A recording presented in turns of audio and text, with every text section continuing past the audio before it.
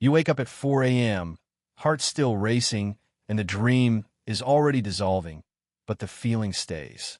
You lie there, trying to hold on to it, trying to figure out what it meant, because it felt like it meant something. It felt urgent. It felt like a message. It probably wasn't. Not in the way you think. Your brain was not encoding a secret about your love life into a dream where you were being chased through a house that doesn't exist. It was doing something far stranger and far more useful than sending you a symbolic letter you have to decode. Dreams are not messages. This is the foundational shift that changes everything else. And it is the thing most people, including most people who confidently interpret their own dreams every morning, get completely wrong.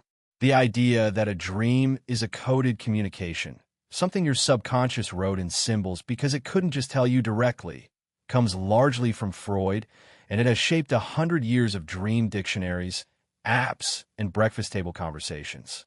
It is also not how modern sleep science understands dreaming at all.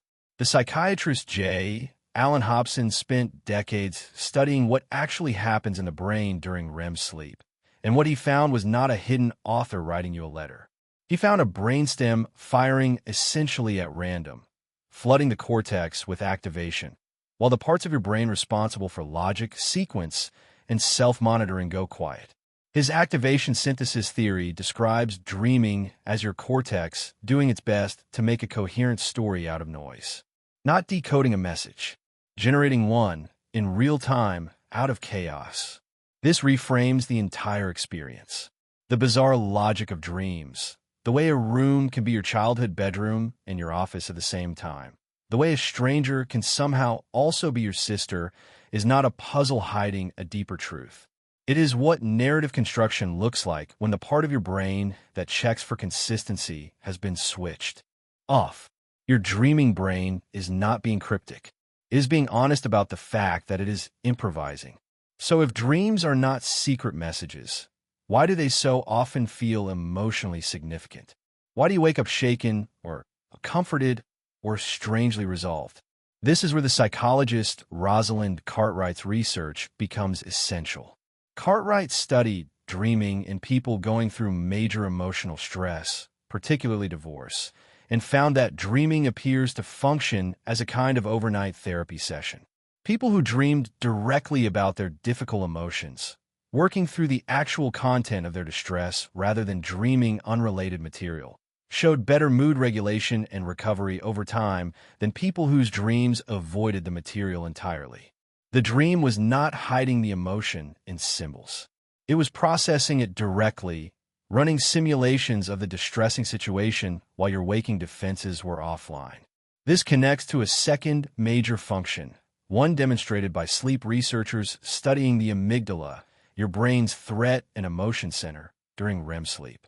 Matthew Walker's research found that REM sleep appears to strip the sharp emotional charge from a memory while preserving the memory itself, essentially letting you keep the information from a painful experience without continuing to feel the full force of it every time you recall it. People who are deprived of REM sleep show heightened amygdala reactivity to emotional stimuli the next day. Dreaming, in this framework, is not decoration. It is emotional regulation happening while you're unconscious, and it is one of the reasons a difficult experience often feels less raw after you have slept on it. There's a third function, and it may be the oldest one evolutionarily. The Finnish cognitive scientist Antti Revonsuo proposed what is now called threat simulation theory, the idea that dreaming evolved as a kind of offline rehearsal space where the brain runs simulations of dangerous scenarios so that the relevant neural pathways are primed if a similar threat ever occurs while you are awake. Content analyses of thousands of recorded dreams, building on the pioneering work of the psychologist Calvin Hall and later systematized by researcher G. William Domhoff, consistently find that a large majority of dreams contain some element of threat, conflict, or negative emotion, being chased, falling, being unprepared, losing something important. This is not because your subconscious is obsessed with punishing you. It is because a brain that spends its dreaming hours rehearsing danger at low physiological cost has a survival advantage over one that doesn't. So when you dream about missing a flight, or showing up to an exam you never studied for, or being chased by something you can't see, your brain is very likely not commenting on your character or your secret fears about failure. It is running a threat simulation using whatever emotionally salient material is currently loaded into your memory, because unpreparedness and pursuit are ancient, high-stakes categories your nervous system takes seriously regardless of whether you're actually enrolled in a class anymore. None of this means dreams are meaningless. It means they mean something different than you were taught to look for. A dream is not a cipher waiting for the right symbol dictionary.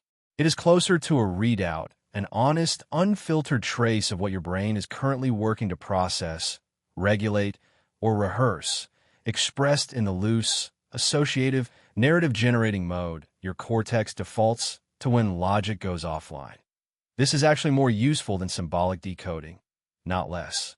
If you keep dreaming about a specific person, the question worth asking is not what they secretly symbolize, but what unresolved emotional material connected to them your brain is still actively working through. If you keep dreaming about being chased, the question is not what the pursuer represents, but what threat or pressure in your waking life your nervous system has flagged as worth rehearsing. You will dream again tonight, several times, most of it forgotten within minutes of waking. It will not be a letter from a hidden self trying to reach you in code. It will be your brain, unsupervised by logic, doing three of the most important jobs it has: processing what hurt, rehearsing what threatens, and building a rough, honest, unglamorous story out of whatever it is currently working to survive. That is not a lesser kind of meaning. It might be the most direct thing your brain ever tells you.